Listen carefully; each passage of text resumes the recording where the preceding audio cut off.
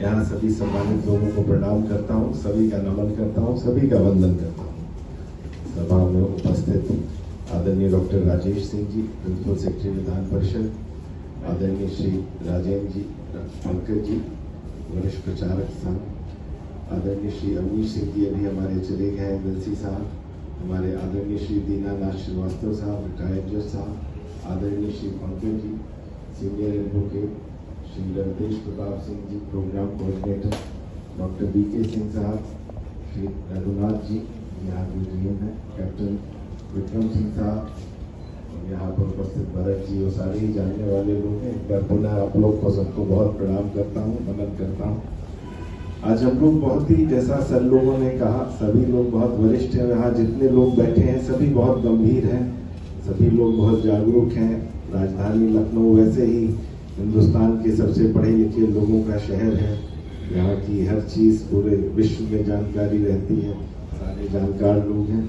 UCC बहुत ही महत्वपूर्ण मुद्दा है, इस पे लोगों को सबको बहुत चीज़ें जागरूक भी हैं, चैतन्य भी हैं, और इसकी क्या आवश्यकता है सबको ज़्यादातर चीज़ें मालूम है। तो उस पर बहुत ज़्यादा ना बोलते हुए थोड़ा सा मैं बोलना ज़रूर चाहूँगा, क्योंकि अभी डेली का डिस्कशन का पार्ट हो गया है आजकल।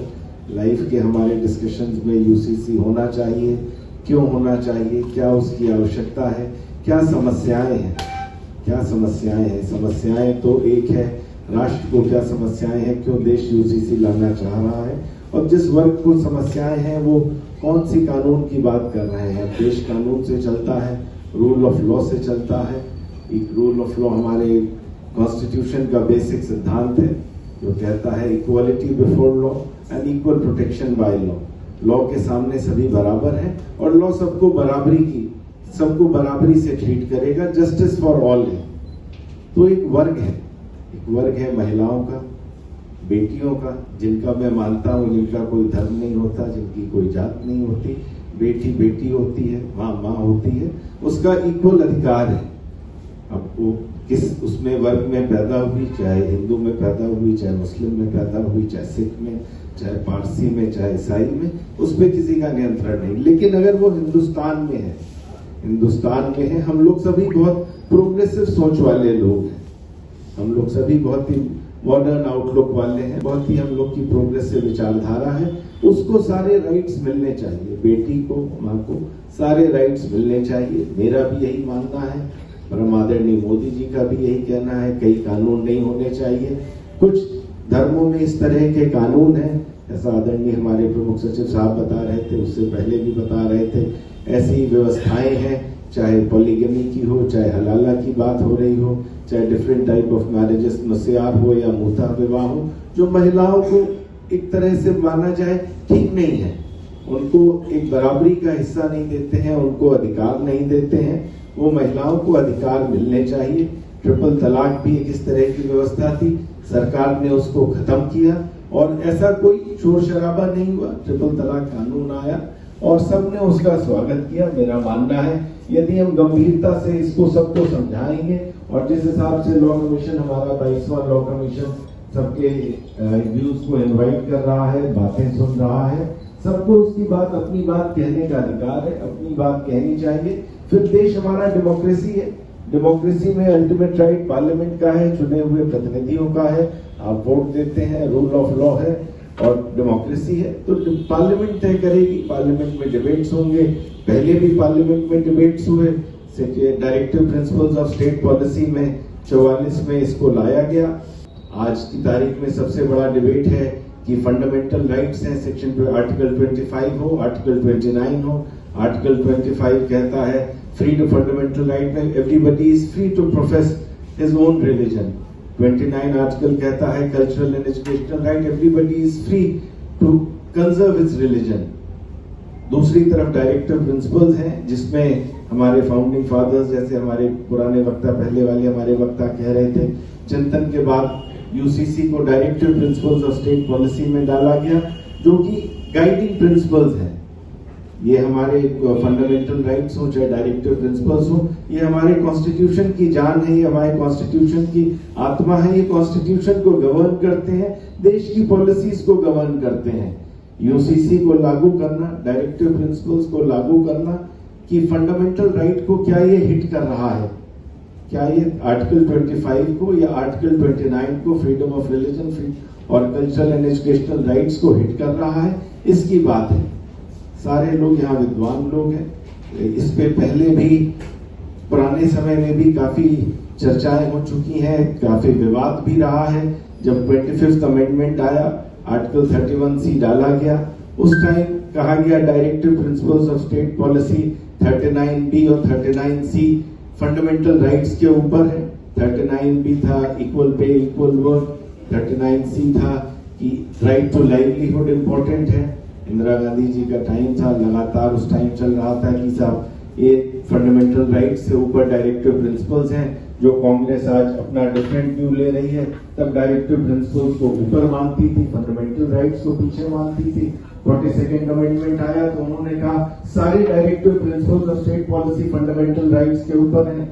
माननीय उच्चतम न्यायालय ने मिनर्वा मिल्स केस में इस बात को अलग किया। उन्होंने कहा नहीं, ये जो है फंडामेंटल राइट्स और डायरेक्टिव प्रिंसिपल्स एक प्रिंसिपल ऑफ हार्मोनियस कंस्ट्रक्शन है, हार्मनी में चलेंगे, कोई की सुपीरियोरिटी की बात नहीं है। तो इसलिए जो आवश्यक है कंट्री के लिए वो चीज प्रिवेल करेगी। आज हम देख रहे हैं जिस हिसाब से मैंने जैसे कहा कि बेटी बेटी है, माँ माँ, सबको अधिकार मिलने चाहिए। अब पॉलीगेमी ऐसी चीज है या अंडर एज मैरिज है। अब किसी हिंदुओं में अंडर एज मैरिज हमारे यहाँ ऑफेंस है, कुछ धर्मों में ये ऑफेंस नहीं है। एडल्ट्री ऐसे अपराध पे हिंदुओं में डाइवोर्स का एक कारण है, बाकी जगह एडल्ट्री यदि किसी और बेटी के साथ किसी धर्म में हो रही, क्या उसको अधिकार नहीं है डाइवोर्स लेने का? ये गलत है। इम्पोर्टेंस हिंदुओं में, क्रिश्चियंस में डाइवोर्स का एक ग्राउंड है, बाकी धर्मों में डाइवोर्स का एक ग्राउंड नहीं है। कुछ ऐसी प्रैक्टिसेस हैं, जैसा मैंने कहा, चाहे पोलिका, चाहे हलाला हो, चाहे मिस्यार हो, चाहे मोता मैरिज हो, ये वुमेन्स के अगेंस्ट है, महिलाओं के अगेंस्ट है। महिलाओं के एक तरह से कहा जाए, ऑल्दो धर्म की ये बात करते हैं, लेकिन उनके फेवर की चीजें नहीं है। राइट्स उनके भी हैं, और जब हम हिंदुस्तान में रह रहे हैं जो रूल ऑफ लॉ से गवर्न है, जहां इक्वल प्रोटेक्शन ऑफ लॉज है, तो उन बेटियों को भी पूरा प्रोटेक्शन मिलना चाहिए, उन माओ को भी पूरा प्रोटेक्शन मिलना चाहिए। राइट टू लाइफ भी फंडामेंटल राइट है, और राइट टू लाइफ आर्टिकल 21 के हिसाब से right to live with dignity है। मेरी बात को प्रमुख सचिव साहब मानेंगे कि right to live with dignity है। तो अगर सक्सेशन के लॉज में हम चेंज नहीं करेंगे, इनहेरिटेंस के लॉज में हम चेंज नहीं करेंगे, मैरिज के लॉज में हम चेंज नहीं करेंगे, हर जगह की अच्छी चीजों को नहीं लेंगे, तो जो जिनके साथ ये हो रहा है, जो सेपरेशन हो रहा है, गलत तलाक हो रहे हैं, जिनको रहने के लिए आप ऐसा मेहर दे रहे हैं कि उनको रहना पॉसिबल नहीं, जैसा सर भी अभी एग्जाम्पल बता रहे थे कि पैसा भी नहीं मिल रहा है, तो right to live with dignity कहाँ है? Right to life fundamental right है, और right to live with dignity उनके पास सोर्स ऑफ इनकम क्या है?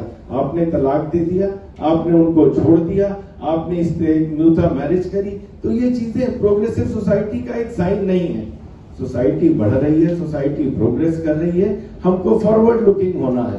तो मेरा तो ये मानना है, हम सबको सारे रिलीजन्स को अवेयर करना है कि बहुत इंपॉर्टेंट है, सोसाइटी को आगे बढ़ना है। वैसे ही कंटिन्यूअस इवॉल्व होता है, कॉन्स्टिट्यूशन कंटिन्यूअस इवॉल्व होता है, लगातार अमेंडमेंट्स होते हैं, लगातार चीजें। Directive principles of state policy में चाहे कहा गया हो एनवायरमेंट के लिए, तो एनवायरमेंट प्रोटेक्शन एक्ट आया, पंचायत के लिए बात करी गई तो 73rd 74th अमेंडमेंट आया, पंचायत बिल आया, पंचायत को राइट दिए गए, equal pay for equal work आया। लगातार हमने directive principles of state policy को इम्प्लीमेंट किया है। 44 भी directive principles of state policy में यूनिफॉर्म सिविल कोड, ये इम्प्लीमेंट होना चाहिए। जैसा गोवा की बात कर रहे थे, गोवा में पोर्टुगीज सिविल कोड था पहले, जब गोवा आजाद हुआ 1962 में, जब गोवा दमन एडमिनिस्ट्रेशन एक्ट बना, तो उस एक्ट को कंटिन्यू किया गया। वहां पे सिविल कोड जो है इस फॉर्म में है कि मैरिजेस का कंपल्सरी रजिस्ट्रेशन है, जबकि गोवा में 27% माइनॉरिटीज हैं, 27% वहां माइनॉरिटीज है, वहां पे मैरिज का कंपल्सरी रजिस्ट्रेशन है, अंडर एज मैरिज नहीं है, प्री मैरिज अग्रीमेंट हो जाता है विद रिस्पेक्ट टू प्रॉपर्टीज कि यदि सेपरेशन होगा तो प्रॉपर्टीज कैसे डिवाइड होंगी।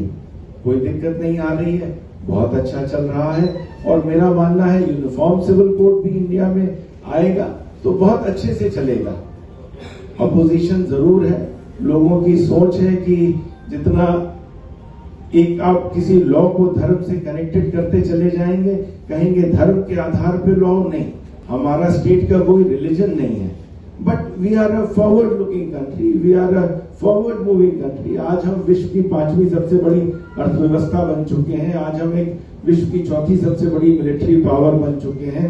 आज लगातार हमारी जो ग्रोथ रेट है 7% से ज्यादा है, जो विश्व हमारा 3.5% की ग्रोथ रेट से इकोनॉमिक ग्रोथ से चल रहा है, हम डबल द रेट से प्रोग्रेस कर रहे हैं, लगातार हम प्रोग्रेस कर रहे हैं। तो जो हमारे यहाँ प्रोग्रेसिव लॉज हैं उनको हम लाएंगे, पॉलिसीज को हम लाएंगे और हमको देश को आगे लेके जाना है। मेरा तो जैसा सर ने कहा सबसे यही अनुरोध है, सबको हमें अवेयर करना है, we should know what law is, law हमें क्या लाना है और क्यों लाना है। हम सबका राइट है इक्वालिटी पर देना, हम सबका दायित्व है कि जस्टिस देना, कि सबको जितने महिलाएं हैं, जितनी बेटियां हैं, सबको जस्टिस मिले। जब एक ही कोर्ट उनका निर्णय कर रहा है तो दो कानून क्यों इतने मल्टीपल कानून रहे। जिस कानून में जो अच्छी चीज है वो चीज लेके यूनिफॉर्म सिविल कोड में आना चाहिए। कहीं सेपरेशन का पीरियड क्रिश्चियन लॉज में 2 साल है, अगर वो सूट करता है वो आना चाहिए। सेपरेशन से पहले पीरियड जो कूलिंग ऑफ पीरियड है यदि 1 साल कहीं अच्छा है, जो बेटर चीजें हैं और जो एडवर्स प्रैक्टिसेस हैं डिफरेंट रिलीजन्स की वो जानी चाहिए, वो हर हालत में जानी चाहिए। 370 खत्म हुआ तब कहा गया था कि बहुत दिक्कत आएगी, ठीक है, ऑपोजिशन है, आज भी है, लेकिन 370 खत्म होना देश के लिए बहुत इंपॉर्टेंट था। कश्मीर में एक अलग सी सोच बन गई थी, वहां पे उन लोगों को लगा था कि हम कुछ डिफरेंट है, हमारे कानून डिफरेंट है, हम कुछ डिफरेंट है। इंडिया की इंटीग्रेशन में प्रॉब्लम आ रही थी, जब कई कानून हो जाते हैं, पर्सनल लॉज हो जाते हैं, डिफरेंट लॉज, तो इंटीग्रेशन नहीं होता, कंट्री मजबूत नहीं होता। तो कश्मीर में एक फीलिंग थी कि हम डिफरेंट है, हमारे कानून डिफरेंट है, तभी लगातार अलगाववाद बढ़ता रहा, टेररिज्म बढ़ता रहा, पाकिस्तान की तरफ एक इंक्लिनेशन बढ़ता रहा और पीओके को देख के मन में एक फीलिंग वहां जनरेट होती रहती थी वहां के लोकल्स के कि हम कभी भी अलग हो सकते हैं। लेकिन जब से 370 खत्म हो गया, over a period of time Kashmir normalcy की ओर लौट रहा है। पिछले साल आपको जान के हर्ष होगा 1,80,00,000 टूरिस्ट गए हैं कश्मीर में, जो अपने आप में रिकॉर्ड है। ये दिखाता है नॉर्मलसी की ओर हम लोग जा रहे हैं। आज वहां पे धमाके नहीं हो रहे हैं, आज वहां पे नॉर्मलसी की ओर युवाओं को रोजगार मिल रहा है, कश्मीरी पंडितों को भी वापस हम लोग रिहेबिलिटेट कर रहे हैं, सबके लिए घर बना के दिए जा रहे हैं। तो एक विशेष लॉ था जिसके कारण अलगाववाद था, जिसके कारण एक ऐसी सोच बन गई थी कि हम डिफरेंट हैं, तो कंट्री का इंटीग्रेशन नहीं होता। जो कंट्री इंटीग्रेटेड नहीं रहेगा वो कंट्री मजबूत नहीं रहेगा। यूनिफॉर्म सिविल कोड आना चाहिए, हम सबको जानकारी होनी चाहिए, हम सबको उस पर जैसा सर ने कहा अपने रिप्रेजेंटेशन देने चाहिए, अपनी बातें कहनी चाहिए। ऑनरेबल सुप्रीम कोर्ट ने भी, चाहे शाहबानो केस हो, चाहे सरला मुद्गल केस हो, चाहे पॉल कोचन्याओ केस हो, सभी में कहा यूनिफॉर्म सिविल कोड की आवश्यकता है। एक केस में तो यहां तक कहा, सरला मुद्गल केस में 80% हिंदूज के तो लॉज क्वालिफाई हो चुके हैं। जब 80% हो चुके हैं तो अब बचा कितना है? तो prime minister should take a step forward और यूनिफॉर्म सिविल कोड इम्प्लीमेंट किया जाना चाहिए। लेकिन उसको भी आज 10 साल से ज्यादा हो गए, नहीं आया। भारतीय जनता पार्टी की सरकार है, आदरणीय प्रधानमंत्री मोदी जी की विजनरी सोच है देश को मजबूत करने के लिए। सारे यहाँ पे सब बहुत ही सम्रांत, सारे लोग वरिष्ठ लोग बैठे हैं, सारे ही लोग बहुत ही वेल रेड हैं। आप लोग से भी सब लोगों ने जानकारी करी है, सबने इसके बारे में पढ़ा है। जैसा सर कह रहे थे, वर्ल्ड में डिफरेंट कंट्रीज में, चाहे इस्लामिक कंट्रीज हो, चाहे पाकिस्तान हो, इजिप्ट हो, यमन हो, पोर्टुगल हो, आयरलैंड हो, यूएस हो, सब जगह यूनिफॉर्म सिविल कोड है। तो इंडिया में क्या प्रॉब्लम है? इंडिया में कोई प्रॉब्लम उनको अगर अभी माइंड में है तो मुझे लगता है आने वाले टाइम पे विद डिस्कशंस ये निकलनी चाहिए। नहीं निकलेगी, हिंदुस्तान में कानून बनता है, रूल ऑफ लॉ है और पार्लियामेंट है सुप्रीम, पार्लियामेंट की सुप्रीमेसी है, कानून बनाया जाएगा। सीए का भी कानून बना, सीए पे विरोध हुए, ठीक है, सीए कानून बहुत इंपॉर्टेंट था, 370 खत्म होना बहुत इंपॉर्टेंट था, यूसीसी बनना बहुत इंपॉर्टेंट है। तो बाकी चीजें over a period of time अपने आप मेलो डाउन हो जाती हैं। तो बहुत आप लोग का टाइम ना लेते हुए बहुत बहुत आप सबका आभार व्यक्त करता हूं और एक बार पुनः क्षमा मांगता हूं सर आपसे कि मैं लेट आया और मैं बहुत लोगों की और अच्छी बातें सुन नहीं पाया, तो ये मेरा थोड़ा सा बैड लग रही। बट हम लोग ऐसे ही मिलते रहेंगे थैंक यू सो मच। जय हिंद।